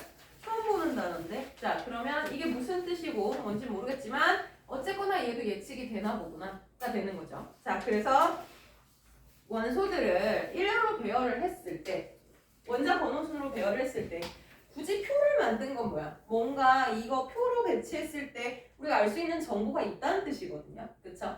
자, 그러면 그게 무엇이고 어떻게 따지는 거야? 그 얘기를 하려고 그러는 겁니다. 자, 그래서 원소의 주기적인 성질이 뭐예요? 부터 갑니다. 자, 주기적 성질은요, 원자의 반지름, 한마디로 원자의 크기 예측 가능하다. 그 다음에 이온의 반지름. 이온은 양이온, 음이온이 있는데요. 둘 다. 자, 크기가 커져요? 작아져요? 이런 얘기 할 수 있고요. 자, 이온화 에너지. 그게 뭔지 모르겠지만 우리 그거 예측할 수 있다. 자, 그 다음에 순차적 이온화 에너지. 라는 거 예측이 가능하다. 자, 그럼 얘가 커지는지 작아지는지 뭔가 예측이 가능하다는 건 무슨 뜻이냐면 이 주기적 성질에 영향을 주는 요인이 명확하게 근거가 있다는 거예요. 얘 때문에 얘가 커요. 라든지 얘 때문에 얘가 크기가 작아져요. 라든지 뭔가 합리적인 이유가 있다는 뜻이에요. 그쵸? 자, 그럼 그게 누구냐? 일단 첫 번째, 전자 껍질의 숫자가 영향을 준다. 라는 거예요. 이거 그냥 생각해봐도 그런 것 같아. 자, 뭐냐면 야, 리튬하고 나트륨하고 칼륨 중에 누가 크기가 더 클 것 같아? 그러면 주기율표상에서 위치를 보자고. 자, 리튬은 껍질이 2개짜리야. 나트륨 껍질 3개야. 칼륨은 껍질 4개야. 야, 그냥 합리적으로 생각해 누가 커? 칼륨이 크겠지. 그죠? 전자 껍질이 당연히 영향을 미치는 거야. 그죠? 자, 그런데 그럼 만약에 리튬, 베릴륨, 붕소 중에서 누가 더 커? 라고 하면 얘네들은 이주기 원소 똑같아. 껍질 똑같아. 그치? 자, 그러면 두 번째 이 크기에 영향을 주는 요소는 뭐냐? 핵전하라는 애입니다. 핵전하는 뭐냐면 핵이 끌어당기는 플러스의 힘이란 뜻이. 그러면 자, 누가 끌어당겨? 여기 안에 양성자가 있잖아. 그러면 양성자가 전자를 끌어당긴단 말이야.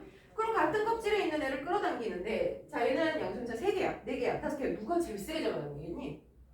5개짜리가 세게 잡아당기겠지. 그러면 꽉 잡아당겨. 그럼 어떻게 돼요? 크기가 줄어들 수밖에 없잖아요. 그럼 일로 갈수록 작아지겠네 인 거예요. 그죠? 그럼 껍질이 많아? 크기가 커지는 거고, 껍질이 똑같으면 플러스가 많으면 되레 크기가 작아지는 거야. 다시 거꾸로 얘기하면 플러스가 작을수록 크기가 커요. 가 되는 거죠. 그죠? 자, 그럼 세 번째는 껍질 수도 같고 플러스의 힘도 똑같으면 그때는 누구에 의해서 조절이 되나요? 자, 그런 게 있나? 이런 거죠. 예를 들어 9번 플로린이라는 원소는요, 첫 번째 껍질에 전자 2개, 두 번째 껍질에 7개의 전자를 가지고 있어요. 여기 하나 비워져 있겠죠. 자, 플로린이야. 자, 그런데 이게 플로린 이온이 된 거야. 전자 하나 들어왔어. 그럼 어떻게 되냐면 여기 있는 빈자리로 전자가 들어오는 거예요. 그럼 플로린 원자일 때랑 플로린화 이온, 음이온이 될 때랑 누가 크기가 더 크니? 그러면 이 전자가 들어온다고 해서 들어오기 전부 다 껍질이 늘어나? 줄어들어? 변화 없어. 자, 플러스는 요 양성자의 개수잖아요. 전자 들어온다고 양성자가 바뀌어? 안 바뀌어요. 그죠? 여기가 똑같아. 그러면 원자일 때랑 이온일 때 크기 똑같아요? 아니요. 세 번째 요소인 전자 간의 반발력을 고려하는 거예요. 자, 이 껍질에요, 전자가 7개가 있었어요. 그런데 한 놈 더 들어왔어. 그럼 어떻게? 답답해. 밀어내겠죠. 그죠? 자, 그러면 여기에서 요거 하나 더 들어오게 되면 옆에 있는 애들이 너 싫은데? 이렇게 살짝 밀어내면서 크기가 팽창하게 된다는 거예요. 그러면 플로린 원자보다 플로린화 이온이 크기가 더 커져요. 가 되시는 거예요. 합리적으로 이해 가능하시죠? 그죠? 자, 이게 다야! 여기에서. 근데 뭘 또 배워? 약간 디테일이 좀 다른 게 있어. 자, 그래서 124페이지 유효액 전화부터 먼저 얘기를 할게요. 자, 사실 핵전화라는 말은요. 핵이 끌어당기는 인력을 의미하는 게 맞습니다. 그런데 유효라는 말이 붙으면 얘 의미는 뭐냐면 전자가 실제로 느끼는 핵의 인력입니다. 실제로가 무슨 뜻이야? 그러면 이게 사실 조금 깊게 들어가는데요. 이거예요. 수소의 경우에는요. 플러스가 하나고요. 전자가 하나예요. 그러면 얘는 핵의 인력을 얼마나 받습니까? 그럼 핵이 얘를 끌어당기는 거 다 받아요. 그죠? 방해하는 놈이 단 하나도 없어요. 그런데 자 만약에 전자가 두 개 붙어있는 헬륨은 같은 껍질에 전자 하나 있지만 자 여기 전자 없을 때보다는 얘가 생기면서 어떻게 돼요? 핵이 끌어당기는 인력 물론 있지만 전자들끼리 서로 좋아해 싫어해? 싫어해요. 그러니까 얘가 얘를 살짝 민단 말이야. 그럼 여기가 끌어당기는 힘과 얘가 미는 힘 이만큼을 뺀 나머지 실제 합력은 플러스 2보다 조금 작아진단 말이죠. 이걸 뭐라 부르냐면 가려막기라고 불러요. 다른 전자 때문에 반발력이 작용해서 핵의 인력을 방해를 받는다. 그래서 쟤 때문에 내가 미치겠어 하는 얘가 가려막기입니다. 자 근데 이게 껍질이 늘어나면 더 커져요. 예를 들어 리튬이다. 플러스가 3개. 근데 첫 번째 껍질 말고요. 바깥 껍질에 있는 전자를 생각해보자. 그러면 핵이 끌어당기는 인력이 원래 플러스 3인데 자 문제는 다른 전자들이 더 많이 있어. 에다가 요 전자 두 개는 안쪽에 있다. 그럼 어떻게 돼요? 마치 영화관 갔는데 내 앞에 머리 이만한 애 앉아있는 거랑 똑같아. 그래서 화면 봐야 되는데 내 앞에 머리 이만해. 그러면 야, 좀 비켜봐. 괜찮아. 그죠? 자 이게 가려막기예요. 실제로 스크린 이펙트라는 말을 사용을 해요. 그러니까 가려막는다. 얘 안 보여. 라는 뜻이에요. 자 그러면 누구에 의해서 주로 이루어지느냐? 안쪽 껍질에 있는 전자가 많으면 가려막기가 커진다는 거예요. 그 얘기인 즉슨 저 바깥에 세 번째 전자 껍질이다. 그러면 가려막기가 전자 몇 개에 의해서 이루어져? 자, 첫 번째 전자 껍질 2개, 두 번째 껍질 8개가 얘를 가려막아. 그럼 실제 받는 인력은 겁나 작겠네. 그죠? 그러면 첫 번째 껍질에 있는 전자를 하나 떼내는 거랑 세 번째 있는 전자를 하나 떼내는 거랑 뭐가 더 쉬워? 세 번째 훨씬 쉬워. 왜? 핵의 인력 못 받아요. 그죠? 자, 이것을 우리가 유효핵전화라고 부릅니다. 자, 그러면 전자가 실제 느끼는 핵의 인력은 그냥 핵전화. 이거는 다른 거 고려 안 한 양성자의 숫자를 얘기하는 거죠. 그죠? 에서 뭘 뺀다? 가려막기 효과를 뺀 나머지다 라는 거예요. 근데 이 가려막기는 주로 어디에 의해서 일어난다? 내가 측정하고자 하는 그 전자보다 안쪽 껍질에 존재하는 전자를 의미한다. 안쪽 껍질에 있는 전자. 그렇죠? 자, 이것이 유효했잖아요. 자, 그럼 봐봐. 아까 리튬, 베릴륨, 붕소, 탄소. 자, 얘들 크기가 누가 더 크니? 그랬을 때 껍질이 똑같았어요.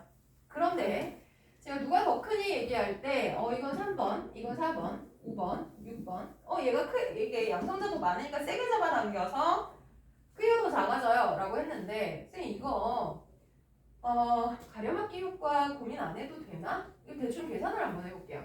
이거 양성자 3이죠. 안쪽 껍질에 전자 몇 개 있어요? 2개.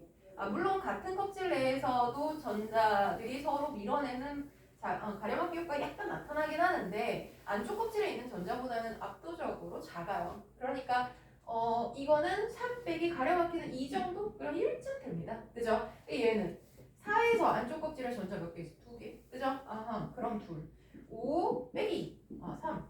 6 빼기 4. 패턴은 같구나. 그죠? 왜냐면 같은 주기면 안쪽에 있는 전자 동일하기 때문에 가려막기 크게 차이가 안 나요. 그러니까 일로 갈수록 핵전화도 증가하고요. 유효핵자도 증가해요. 그러니까 세게 잡아당겨서 크기가 줄어드는 거 맞아. 합리적으로 괜찮아. 이거예요. 그죠? 자, 그런데 조금 어려운 거. 그러면은 리튬하고 나트륨하고 칼륨 중에는 누가 유효핵전화가 커? 라고 얘기하면 유효핵전화만 얘기하라 그러면 이거 양성자 빼기 안쪽에 껍질에 있는 전자. 그럼 1쯤 되나? 그죠? 자, 11번 나트륨은요. 첫 번째 껍질에 전자 2개, 두 번째 껍질에 8개, 세 번째 껍질에 하나예요. 그러면 11개 중에서 가장 바깥에 있는 전자가 느끼는 실제 핵전하는 안쪽 껍질에 의한 2개에 의해서 가려막기 일어나요. 그 다음 두 번째 껍질에 의한 8개 전자가 가려막을 텐데 사실 첫 번째가 제일 많이 가려막아요. 왜? 근접하잖아. 얘가 원자핵이 여기인데 여기 막 돌고 있어요. 그럼 어때? 계속해서 그죠? 자주자주 내 앞에 가려막는단 말이에요. 그러니까 얘는 2에 가려막기 다 일어나요. 근데 두 번째 껍질은요. 전자의 숫자는 좀 더 많은데 공간이 커지기 때문에 8까지는 아니야. 그래서 한 7.1, 7.9쯤 뭐 이렇게 돼요. 그래서 조금 증가해. 얘보다 얘가 유액전화 살짝 증가하는 거예요. 그러면 이게 19짜리잖아. 그러면 첫 번째 껍질은 2개, 두 번째 껍질은 7.9개, 세 번째 껍질에 있는 전자는 뭐 7.8만큼. 그러면 유액전화는 밑으로 갈수록 살짝 증가해요. 그러면 이제 고민이 되는. 아까 일로 가면 크게 커진다 그런 것 같은데 일로 가면 핵전하고 태교전하는 게 크게 작아져야 되는 거 아니야? 물론 그렇긴 해요. 자, 그런데 이 효과들은 복합적으로 일어나요. 그러니까 껍질이 같냐 다르냐, 그 다음에 핵전하가 크냐 작냐, 전자가 반발이 얼마가 일어나냐, 세 가지가 복합적으로 일어나요. 그렇기 때문에 사실은 공평하지 않은 게임을 하면 안 돼. 뭐냐면 족도 달라, 주기도 달라, 원자보다는 겁나 차이나. 걔네들 누가 더 크게 이런 건 비교 못해 사실은. 근데 비슷한 조건을 만족하는 뭔가 이제 비슷한 애들끼리 묶어놓고 얘가 누가 더 크니 이런 걸 물어보면 자, 같은 족 원소잖아요. 그러면 유효액전은 얼마쯤 차이 나요? 한 10% 차이 나죠. 그죠? 이거보다는 껍질이 하나 늘어나면 어떻게 돼? 핵과 전자 사이 거리가 멀어지는 거거든. 그러니까 그 효과가 더 크다는 거야. 그러니까 핵전화 따지기 전에 이미 얘들은 껍질에서 거의 판가름이 날 가능성이 높다는 거예요. 그래서 같은 족 원소야? 그럼 껍질이 늘어나면 핵과 전자 사이 거리가 일단 멀어지니까 유효 핵전화보다는 그 효과가 더 큰 영향을 줘요 라는 뜻이에요.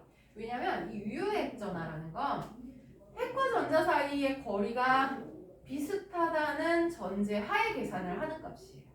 그러니까 껍질이 몇 개인지 이거는 말고 같은 거리일 때 실제 받는 핵의 인력이 얼마야? 그거는 얘가 좀 더 커요. 근데 실제로는 칼륨의 전자는 그 거리 자체가 리튬의 전자보다 훨씬 더 멀어요 라는 얘기예요. 그러니까 뭐 조금 세게 잡아당겨봤자 크기에는 크게 영향 미치지 않아요. 이 얘기가 되는 겁니다. 무슨 얘기인지 아시겠어요? 그러니까 여러분들이 얘가 묻는 걸 정확히 알아야 돼. 질문자가 유효 핵전화만을 얘기하면 리튬이 크니 나트륨이 크니 칼륨이 크니 그러면 유효 핵전화만 묻고 있는 거예요. 그러면 실제 인력은 얘가 커요. 근데 원자 반지름은 누가 더 큰 것 같아? 그러면 원자 반지름에는 유효 핵전화만 영향을 주는 게 아니에요. 그러면 껍질까지 고려하면 껍질의 효과가 좀 더 큰 영향을 줄 테니까 얘가 크기가 커요 라고 얘기하게 된다는 거예요. 그쵸? 자, 그래서 이 순서가 일반적으로 큰 영향을 미치는 순서예요.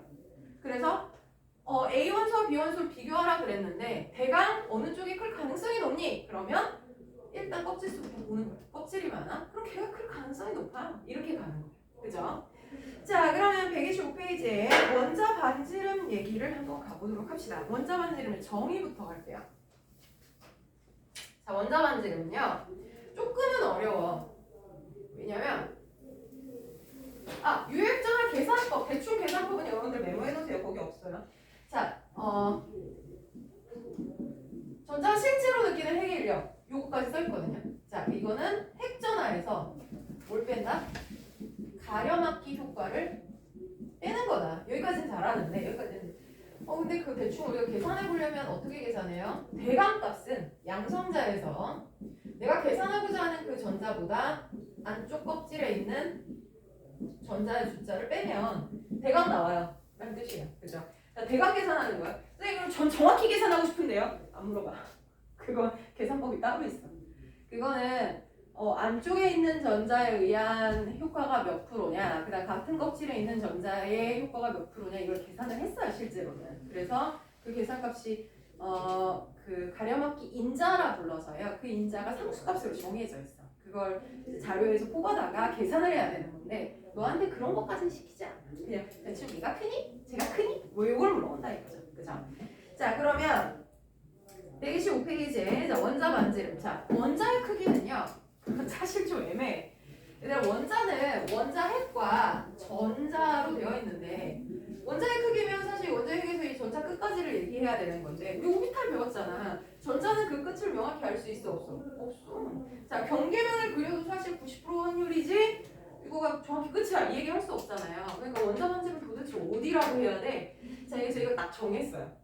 야 같은 원소끼리 단일 결합을 했다고 가정할 때 자 같은 원소끼리 결합을 해서 들러붙었어.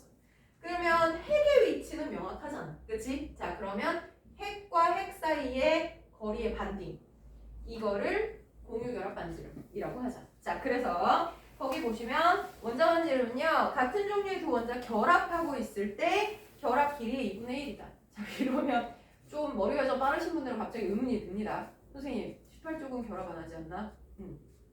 그럼 18쪽은 원자 반지름 어떻게 구해? 그냥 안 구해. 안 구해.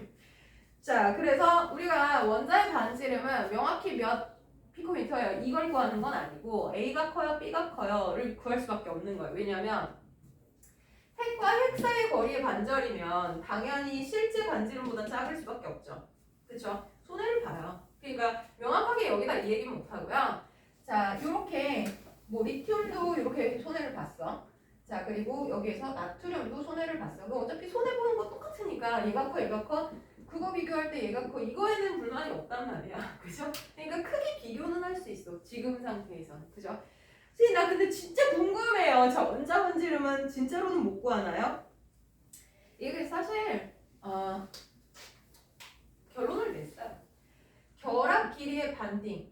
그거는 실제 원자 반지름보다 조금 부족해요. 그죠? 자 그런데 그러면 만약에 수소 기체다 그러면 H와 H가 결합한 길이의 반딩은 뭐 작아질 테니까. 근데 수소 기체랑 또 다른 수소 기체가 매우 가까워질 수 있죠. 온도 굉장히 낮춰서 액체가 되기 직전에 얘들 사이의 거리의 반딩을 나누는 거야. 이걸 반데르바스 반지름이라고 불러요. 그럼 이거는 실제 반지름보다 좀 크겠죠. 그러면 손해를 보는 원자 공유 결합 반지름과 여기서 너무 많이 들어가는 그 반데르발스 반지름 얘네들의 평균값을 원자 반지름으로 인정을 합니다. 현재. 그래서 실제 원자 반지름을 찾으면 뭐 74 피코미터 뭐 이렇게 나와. 그죠? 자 그러면 그거 어떻게 구한 거야? 못 구한다더니 그거는 조금 이제 이건 대학교 영역이긴 한데 공유 결합 반지름과 반데르발스 반지름의 평균값을 사용한 거구나. 그래서 지금 추정치로 그렇게 사용을 하는 겁니다. 자, 근데 우리는 뭐 저건 얘기하지 않고요. 같은 원소끼리 결합했을 때 결합의 반딩을 원자 반지름이라고 부른다. 그러면 원자 반지름의 죽이 있어. 자, 이미 했어. 같은 죽이다. 그럼 어떻게 해요? 아까 리튬, 베릴륨 얘네들, 그죠? 자, 그러면 얘네들의 크기는 껍질은 똑같아. 그러니까 뭐가 영향을 미친다? 유효액잖아. 그죠? 근데 뭐 3번, 4번, 5번, 6번 계산을 해보면 1로 갈수록 실제 인력들이 커져요. 그러면 세게 잡아당기니까 크기가 작아져요. 이렇게 되겠죠. 자 밑에요. 같은 족 원소요. 그러면 어떻게? 리튬하고 나트륨하고 칼륨하고 자 크기 누가 커니? 라고 했을 때 껍질이 한 2개야 3개야 4개야. 일단 핵전화 가기도 전에 껍질에 의해서 증가하는 경향을 보이게 되는 거죠. 그쵸? 자 그럼 넘어갈게요. 126페이지. 뭐 어렵지 않아요. 이온 반지름이야. 양이온의 반지름, 음이온의 반지름 얘들은 어떻게 합니까? 이거 따질 수 있어. 몰라? 11번 나트륨하고요. 11번 나트륨인데 플러스가 됐어요. 그러면 이거 누가 크겠니? 그럼 이 순서로 따지는 거예요. 크기는 무조건 이걸로 가는 거예요. 자 그럼 얘는 플러스 11야. 전자도 11야. 첫 번째 껍질에 2개. 두 번째 껍질에 8개. 세 번째에 하나. 그런데 나트륨 이온 전자 하나 집 나갔어. 그럼 전자 몇 개야? 10개거든. 그죠? 그러면 이건 플러스 11 그대로인데 전자가 한 놈이 집 나가는 바람에 이렇게 됐어. 얘보다 얘가 껍질이 줄었어. 그럼 크기 작아지지. 이유가 뭐야? 왜 그래? 전자 껍질의 숫자가 줄었어. 가 되는 거야. 그죠? 자 음이온 될 때 아까 봤잖아요. 자 음이온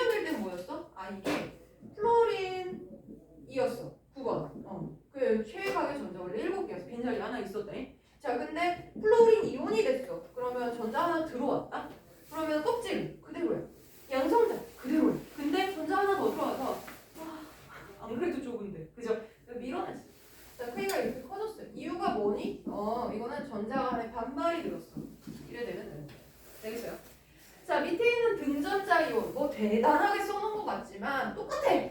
자, 얘들아 있잖아. 8번 산소, 9번 플로린, 11번 나트륨, 12번 마그네슘, 13번 알루미늄. 얘가 크기가 누가 더 크니? 그러면 이게 좀 곤란해요. 왜냐면 주기, 전자 껍질은 얘네가 2개야. 얘는 3개다. 전자의 숫자도요. 8개, 9개, 11, 12, 13. 근데 껍질 2개보다 3개가 크지 않나요? 대체로는 그래요. 그런데 문제는 뭐냐면 얘에서 1로 갈 때는요. 껍질이 하나니까 확실하게 늘어나. 그런데 여기 내에서 껍질 똑같은데 양성자가 자꾸 늘잖아? 그럼 어떻게 돼요? 크기가 줄어들기 시작하죠. 그러면 껍질이 2개이지만 핵전화가 작은 애랑 이게 늘어났다가 다시 줄어든 애랑 여기 끝이랑 저기 끝이랑 누가 더 커? 그건 사실 명확하게 얘가 클 확률이 높긴 하지만 자신은 없단 말이야. 그죠? 자, 그런데 만약에 얘한테 얘네들이 안전 이온이 되었어. 그러면 누가 크기가 커? 이거 완전 명확해요. 봐라. 음이온 될 때는요. 있는 껍질에 들어와. 껍질 수 변해 안 변해? 안 변해. 근데 양이온 될 때는 최외곽에 있는 전자가 나가. 그래서 어떻게 해요? 전자 껍질 하나 줄어들어 버려요. 그치? 자, 그럼 여기 껍질 2개, 여기도 2개, 여기도 2개가 돼. 아, 이온이 되는 순간 껍질 똑같네. 맞아? 그치?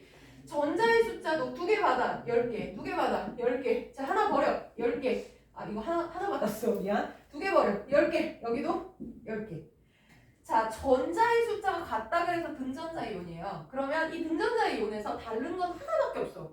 껍질 똑같아졌잖아. 전자의 반발도 똑같아졌잖아. 차이는 뭐야? 양성자 수밖에 차이가 안 나. 그럼 양성자가 큰 놈이 세게 잡아당기겠구나. 그럼 크기는 작아지지. 얘가 제일 작아. 이거예요. 가능합니까? 이걸 뭘 외웁니까? 이게 중요한 거예요. 아, 이거 가지고 나는 제가 클지 작을지 예상할 수 있겠구나. 이런 거예요. 자, 여기까지 따라와요. 괜찮죠? 돼요? 자, 그러면 127페이지 네가 풀어. 안 어려워. 자, 128페이지 이온화 에너지. 이제 새로운 개념이에요. 얘가 좀 어려워. 얘가. 자, 이온화 에너지.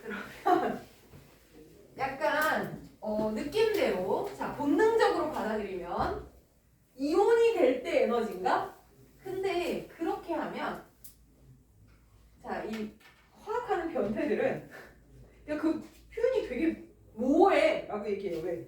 이온이 될 때 에너지 양이온이야 음이온이야 1 플러스야 2 플러스야 그 다음에 에너지를 흡수한다는 거야 방출한다는 거야 온갖 질문을 막 할 거예요. 그죠? 자, 그래서 이온화 에너지가 뭔지 명확하게 얘기를 해야 돼요. 이온화 에너지는요 절대로 이온이 될 때 필요한 에너지가 아니에요. 자, 얘는 기체 상태의 중성 원자. 얘가 누군지 아시죠? 전자와 양성자와 똑같은 원자인데 기체 상태야. 자, 기체 상태의 중성 원자 1몰에서 전자 1몰을 떼낼 때 흡수되는 에너지를 이온화 에너지라고 부르는 거죠. 자, 중성 원자라는 것은요 플러스가 있고요 전자가 있어요. 그런데 자 여기 있는 전자들 중에 하나를 떼겠대. 그럼 뭐가 된다는 거야? 원래 중성인데 전자가 나갔어. 그러면 플러스가 된다는 거예요. 그죠? 그게 양이온이건 음이온이건 간에 내가 어떤 원소건 간에 몇 조 원소건 간에 중성 상태에서 전자를 떼겠다는 거야. 그럼 양이온이 된다는 건데 선생님 그럼 17쪽도 양이온이 될 수 있어? 그러면 할 수야 있지. 전자를 떼면. 근데 그동안 배웠다. 17쪽은 마이너스로 잘 변한다는 건데. 자, 그는 여러 가지 선택지 중에 걔가 제일 좋아하는 것은? 을 얘기하는 거야. 그러니까 가만두면 걔는 누군가한테서 전자를 데려와서 마이너스로 변하는 애지만 내가 인위적으로 내나 새끼야 이러면서 때리면 그래 줄게 이거 된다는 말이야. 그러면 어떤 원소에서 전자를 떼려면 에너지를 흡수해야 되는데 왜 그렇지? 야 봐봐. 야 너 돈 있냐? 있어 없어? 자 여기서 없네요? 그러면 이거 순순히 주겠냐고. 자 그럼 내나 새끼야 뒤져서 안 나오면 죽어. 뭐 이러면서 때린단 말이지. 그럼 줘요. 그죠? 자 누군가한테 귀속된 걸 뺏으려면 얘가 왜 안 줬어? 그걸 사람이 내 돈인데? 인 거잖아. 그죠? 그럼 그 애착력을 뗄 만큼의 에너지를 가지고 있어야죠. 그치? 자, 전자를 떼는 것도 마찬가지야. 나 오늘 촬영인데. 큰일 났다. 자, 나 신고당하는 거 아니지? 안 뺏었어? 맞지? 그래. 자, 플러스 원자 핵에서 전자 떼는데 왜 에너지가 필요한 거냐면 이 전자는요, 여기 왜 붙어 있어요? 핵이 끌어당기니까. 그죠? 그러면 얘를 떼내려면 핵과 전자 사이 인력을 끊어야지 떼낼 수 있는 거야. 그럼 결국은 필요한 에너지는 핵이 얼마나 세게 잡아당기느냐에 달려진 거야. 그 전자를 꽉 잡고 있어. 그럼 그거 떼내려면 더 많은 에너지를 가해야 되는 거야. 왜? 에너지를 가하면요. 자, 원자가 에너지를 흡수한다. 무슨 뜻이야? 자, 에너지 흡수해서 전자가 운동이 활발해지는 거예요. 그러면 제가 꽉 잡고 있어도 나 나갈래 라는 힘이 생긴다는 뜻이에요. 그러면 핵과 전자 사이 인력이 크다. 떨어지려면 필요한 에너지, 이온화 에너지가 커지는 경향을 보인다는 뜻이에요. 이해갑니까? 그죠? 자, 그럼 주기율표 상에서요. 자, 오른쪽. 예를 들면 리튬, 베릴륨, 궁소, 탄소, 질소, 산소 뭐 이쪽으로 간다.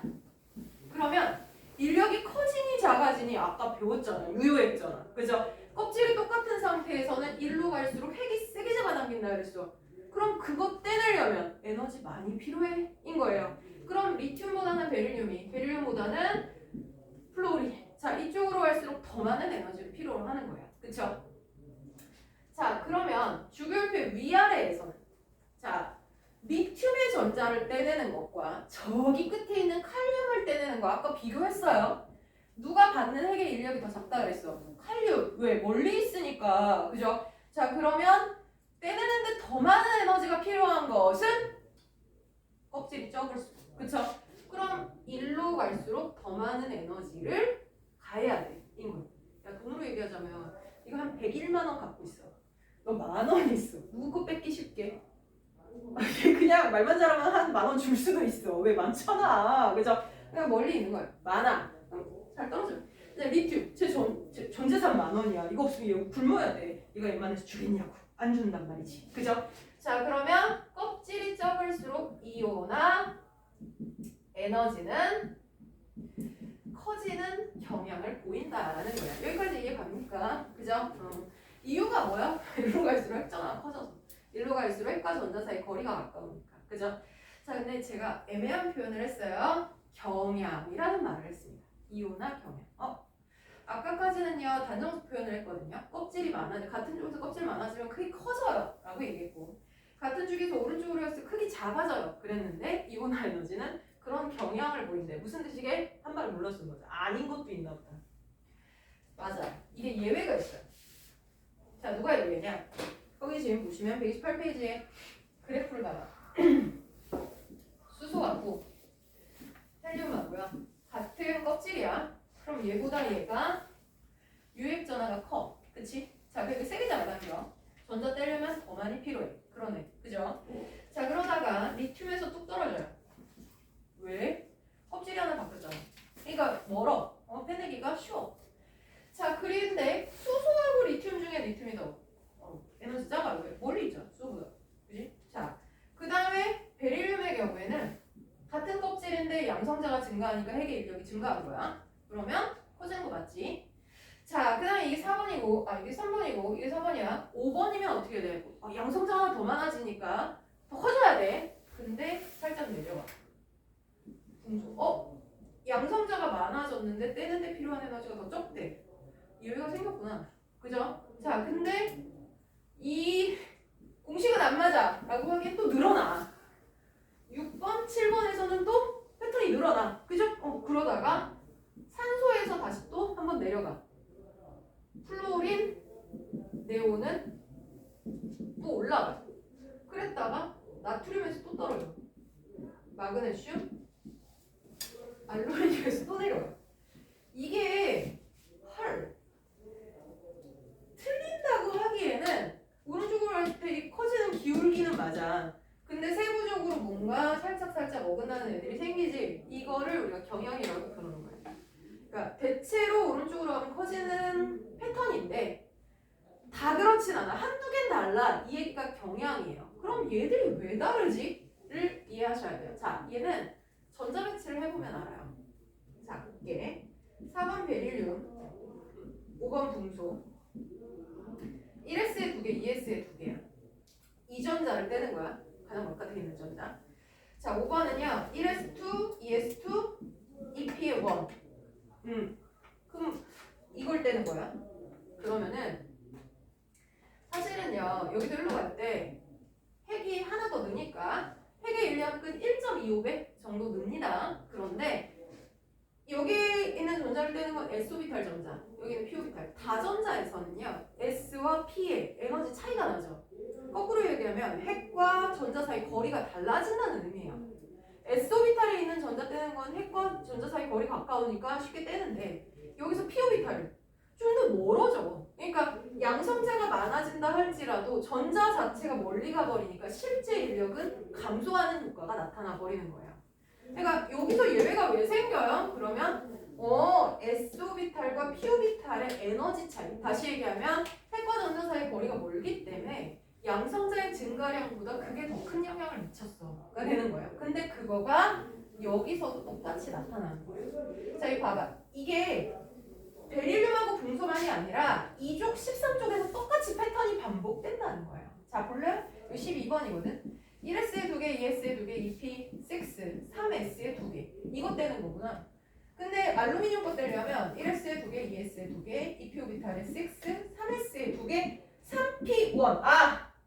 그럼 얘가 쉽네. 그죠? 요 얘기야. 자, 얘도 그럼 그거야? 해볼게. 7번 질소. 1S2, 2S2, 2P3. P오비탈이야. 그죠? 자, 8번. 탄소. 1S2, 2S2, 2P4. 둘 다 P오비탈인데? 이상하다. 그럼 에너지 차이 아니야. 그지? 그럼 뭐 때문이지? P오비탈 3방향이죠. 하나. 얘는 하나, 둘, 셋, 넷.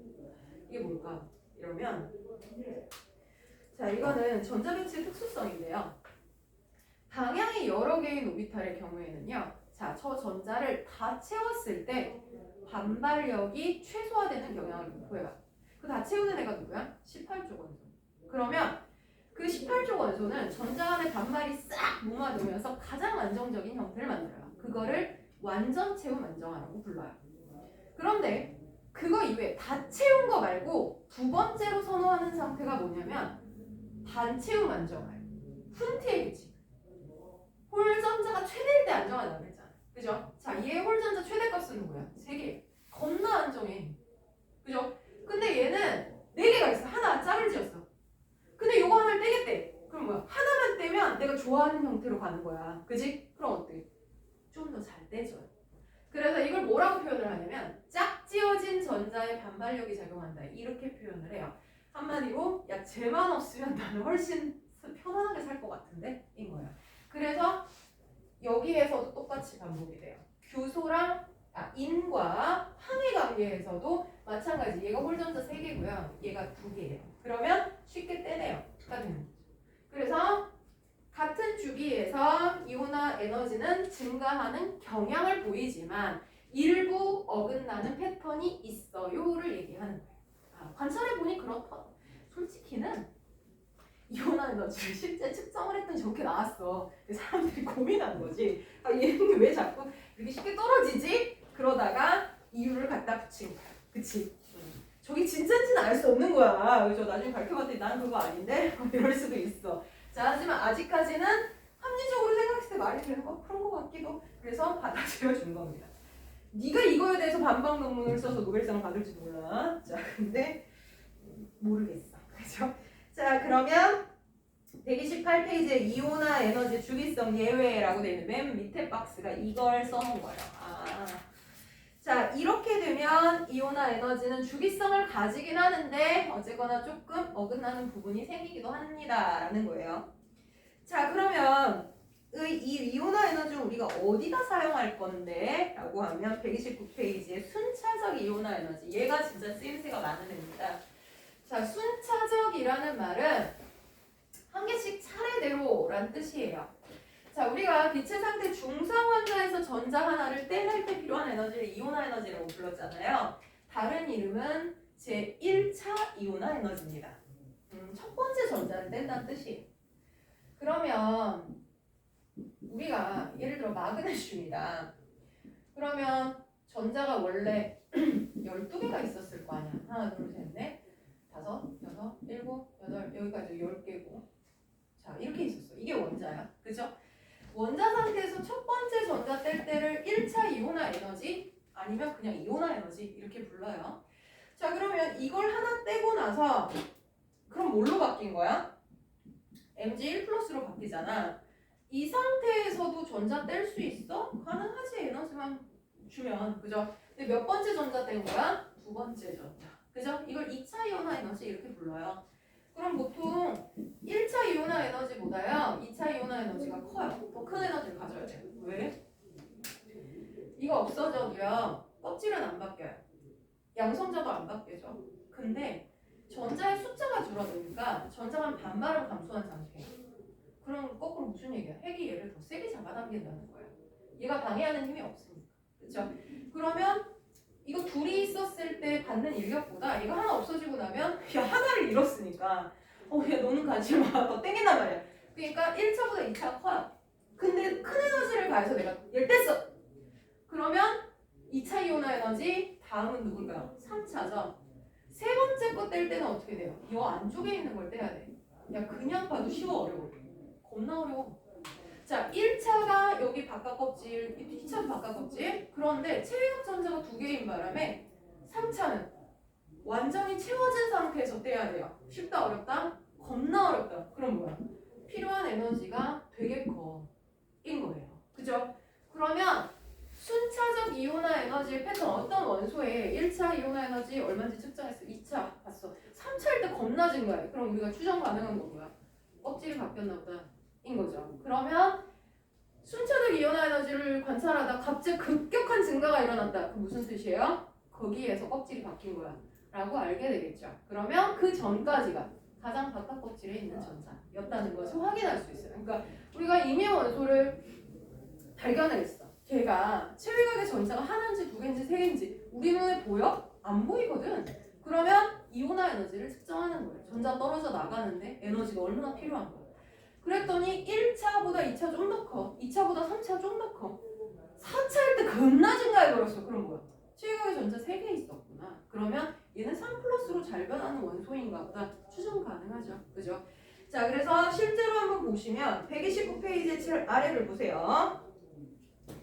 순차적 이온화 에너지와 원자가 전자의 숫자. 자, A 원소를 봐봐. 1차가 496.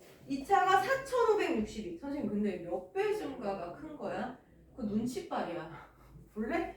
자, 1차, 2차 거의 10배 차이 났어. 2차와 3차를 비교해봐. 1.5배도 차이 안 났는데? 그죠? 그럼 1차, 2차 사이가 겁나 크게 증가한 거 맞아. 그죠? 아, 그럼 이거 체외각의 전자 하나고 하나 떼고 났더니 껍질이 바뀐 거구나. 추정하는 거예요. 자, 그럼 B를 볼까? 1차가 738, 2차는 1451. 두 배네? 자, 2차와 3차는 5배쯤 차이가 났어. 그럼 또 보는 거야. 3차와 4차는 이거 1.5배도 안 돼. 그러면 얘는 2차와 3차 사이에서 급격한 증가가 일어난 거구나. 그럼 체외각의 전자 두 개야. 2 플러스짜리인가 보지? 라는 추정의 근거가 되는 거예요. 이해가십니까? 자, 그러면 우리가 한 장 넘기셔서 130페이지를 보시면 자, 5번 같은 게 굉장히 이제 패턴의 문제죠. 자, 원소 X. 얘가 누군지 몰라. 내가 뭔가를 발견했어. 자, 그런데 이거 이온화 에너지를 측정을 해본 거야. 1차가 578, 2차가 1817. 한 3배쯤 증가했나? 자, 3차가 2745. 그럼 2차보다 3차는 뭐 1.5배? 자, 근데 4차에서는 11,000. 어머나, 그러면 몇 배 증가한 거야? 한 5배쯤 증가했어. 그런데 4차와 5차는 또 그렇게 차이가 안 나. 그럼 뭐야? 3차와 4차 사이에 뭔가 임팩트가 생겼어. 체외각의 전자 3개짜리예요. 그죠? 자, 그러면 원자과 전자 수가 몇 개짜리냐? 3개짜리요. 그럼 얘는 어떤 이온으로 잘 변하는 애야? 3 플러스로 잘 변할걸요? 이렇게 추정할 수 있다는 얘기예요. 이해 가시겠어요? 자, 그럼 밑에 있는 표도 이제 읽을 수 있다는 겁니다. 그쵸? 자, 그러면 이런 정보들을 통해서 우리가 원소들의 성질을 예측할 수 있는 거예요. ABC 원소의 자료를 내가 보면 아, 걔가 크기가 얘가 더 클지 아니면 전자 떼는데 더 쉬울지 어려울지 이런 것을 예상할 수 있다는 거죠. 자, 그러면 우리는 다음 주가 아니라 미안합니다. 수요일까지 어떡하지? 자, 아니 근데 솔직히 그렇게 어렵지 않아. 주기율표 부분은 진짜 쉽게 푸실 거고요. 이온화 에너지 부분은 살짝 헷갈려요. 자, 그래서 오늘 수요일까지의 숙제는요. 단원 마무리 전까지 낼게요. 137페이지까지 푸시고 채점. 그리고 잘 안 되는 거 표시해 오시는 것까지가 수요일까지 해오세요. 자, 근데 수요일 날 이 내용을 이용해서 3단원을 들어와요. 이 내용을 기억을 못하면 3단원에서 무슨 얘기하는 거지? 뭐 이런 생각이 들 수 있어요. 그렇기 때문에 문제 푸시는 거는 해주셨으면 좋겠는데 버거워서 다는 못 풀어. 거기까지는 오케이. 근데 기본 문제에 대한 복습까지는 하셔야 돼요. A가 커 B가 켜라고 했는데 그거를 무슨 얘기예요? 이러시면 안 돼요. 자, 누가 크니? 이랬을 때 아, 껍질이 뭐지? 껍질 똑같아? 그러면 플러스가 누가 더 많지? 요거는 패턴을 익혀 오셔야 이제 3단원 화학 결합 부분에서 내가 하는 얘기를 알아들으실 수 있어요. 자, 뒤로 갈수록 빨라지는 거 느끼세요? 이게 화학은요, 앞에의 내용을 가지고 뒤는 가속도 같아요. 그래서 3단원은 정말 미친 듯한 속도로 끝납니다. 헉, 이게 다야? 이렇게 돼요. 4단원은 그 기하속 한 타임이면 끝날 수도 있어요. 그 얘기는 여러분들이 지금껏 쌓고 있는 이 내용이 굉장히 많다는 거예요. 씹어 삼켜야 돼. 자, 그러면 오늘 수업은 여기까지 하고요. 자, 수고 많으셨어요. 질문 있으신 분은 질문 받을게요.